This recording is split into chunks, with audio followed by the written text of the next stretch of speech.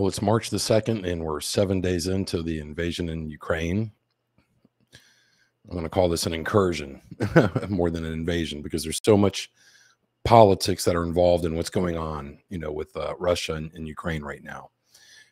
And it seems like the mainstream media is not giving us all the information. We don't know what Putin's reasoning is for why he's doing this. I mean, everybody's got their opinion. I talked about it last week a little bit, where I kind of, lamented that this was a little bit similar to me, like the Falkland War. But things have changed, times have changed, for so long, me growing up as a kid in the 80s, we were always, threatened with nuclear war. That was the end game. That was the end all be all.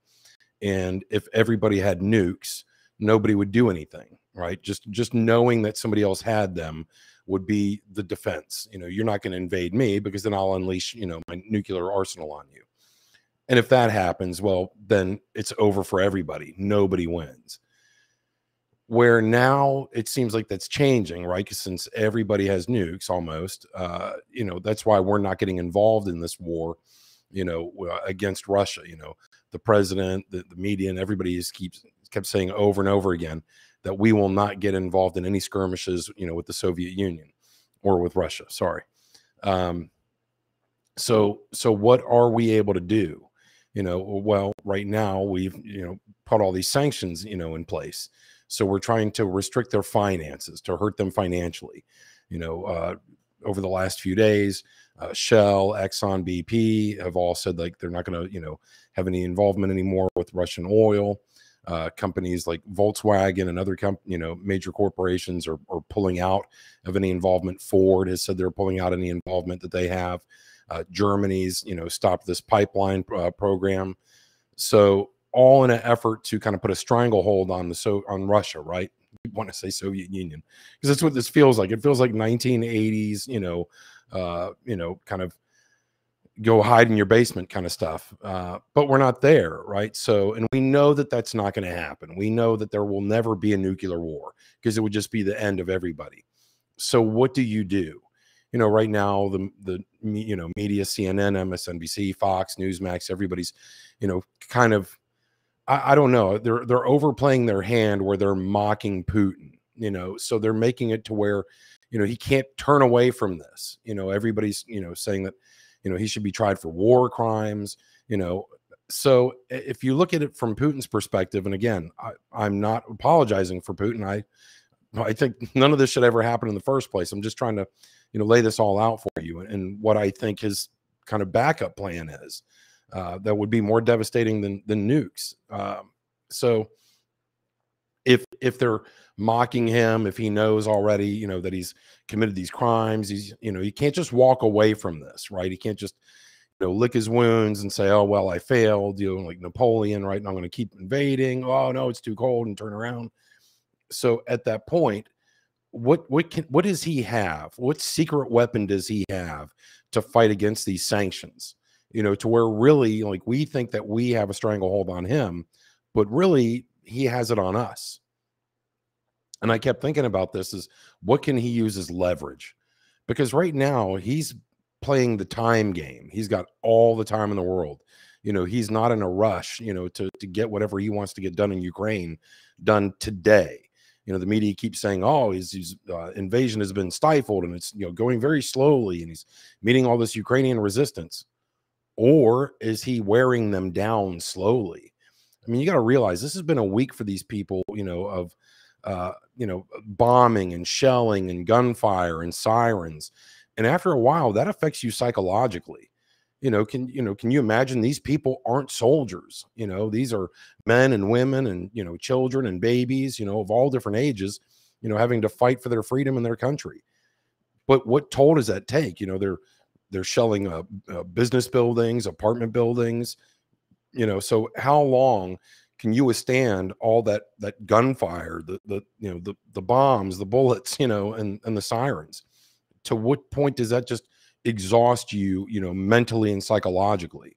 So is that the kind of the slow game that Putin's playing? We've done that in military incursions. The United States has. You just wear them down, to where they kind of give up.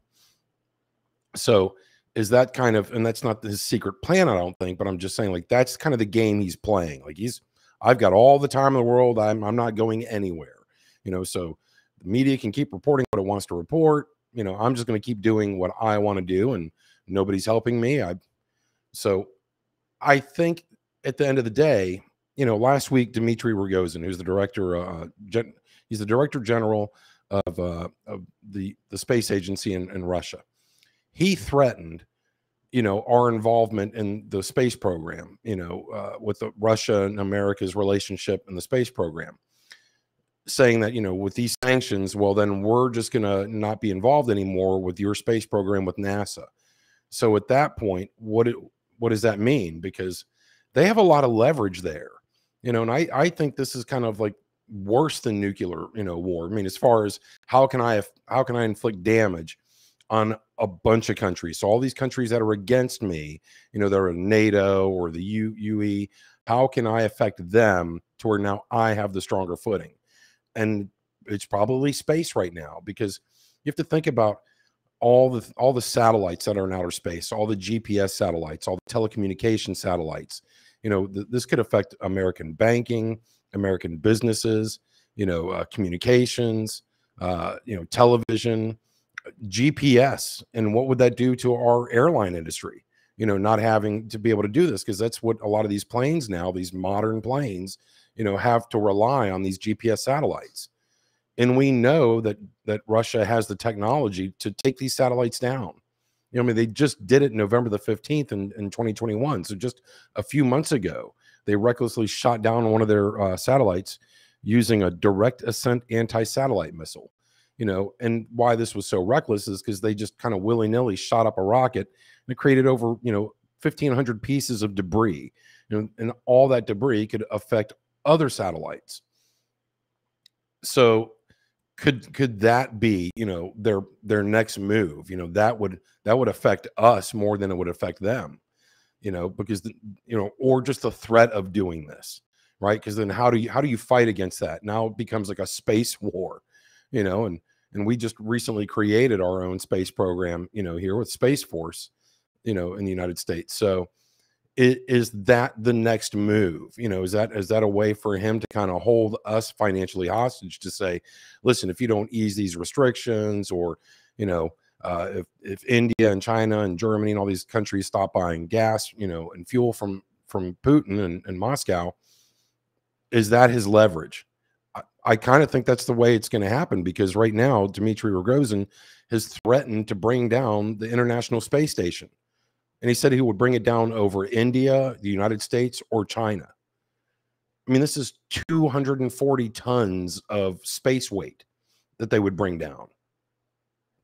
I don't know. I mean, this is just, if you look and see where everything is going, and, we can't get involved, directly, and Russia's just kind of right now, like, what are we left to do? I mean, if I have no money coming in, if I'm not able to export products, if I'm completely isolated, I'll hold you hostage.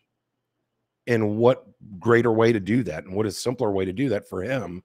Because then he's, taking down all of our communications. Is he taking down, the satellite communication for these, government agencies to be even able to see what he's doing? Because right now the media keeps showing all this footage from Maxar Technologies, which is where they're getting their satellite images, where they keep showing, Russia's movement, this convoy that's 40 miles long. So do you take that down and get rid of the eyes in the sky? Because Ukraine doesn't have their own spy satellites. They're having to piggyback off of other countries. So, I mean, if a smart man and smart evil man might go that route, I don't know. This is just my opinion, my thoughts, because I don't ever see us, physically escalating to where we get physically involved in, as far as the United States military, and I don't see any of these other countries getting involved, to fight against Russia, to stop this incursion. And Putin's not just going to give up. His ego is too big for that. So I don't know. What are your thoughts? I mean, leave me a comment down below. I think this is probably the next step. They've got the technology. They can move satellites. I mean, they have other satellites that can go in there and just move a satellite out of its orbit, and make it, dysfunctional. So even just something as simple as that. And what would that affect? You know, you think we've got supply chain issues now, you know, what happens when nobody can access their bank account, or, you know, cell phone communications go down, or internet? You know, right now, Elon Musk had just, you know, sent some satellites, you know, over Ukraine to help people over there, but they don't have any modems to be able to use them. So this is the space race, right? This is the space war that everybody keeps talking about that could potentially happen.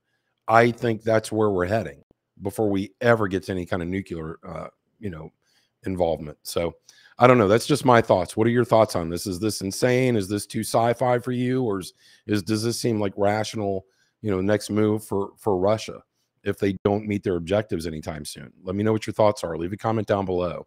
If you enjoy my content, please make sure you hit the subscribe button, and we'll see you next time.